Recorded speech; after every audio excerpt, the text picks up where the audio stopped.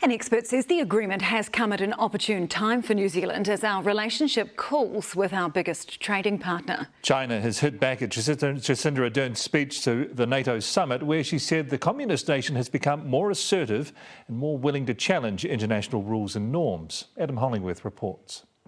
Jacinda Ardern dedicated part of her 3-minute speech to warning of China's growing international presence.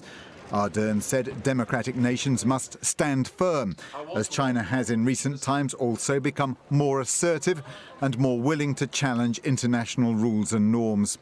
China responded with anger. Beijing's embassy in Wellington has released a statement which in English states the concerns were misguided and that Ardern's allegation is wrong and thus regrettable. But expert Anne-Marie Brady says the Chinese version of the statement is stronger, labelling her claim not as misguided but false. This is really gaslighting.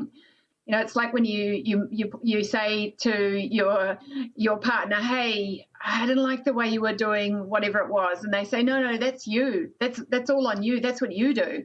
Ardern's comments on China have become more direct, but she's still leaving the door ajar for talks.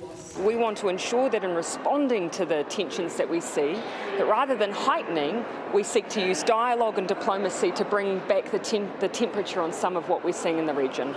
And Professor Al Gillespie says that's important because China imposed trade embargoes on the previous Australian government.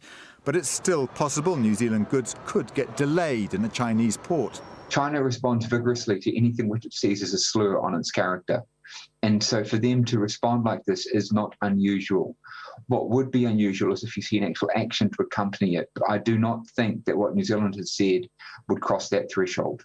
Brady says China is our largest trading partner, which leads us open to trade sanctions as a political tool, giving added significance to today's FTA with the EU. Now, while people might have wanted more, it's still really helpful and important because it broadens our trade partners. And we need that. We must not be over-dependent on one market. But our relations with China over its growing influence in the Pacific have chilled even in the past month, so further diplomatic turbulence can't be ruled out.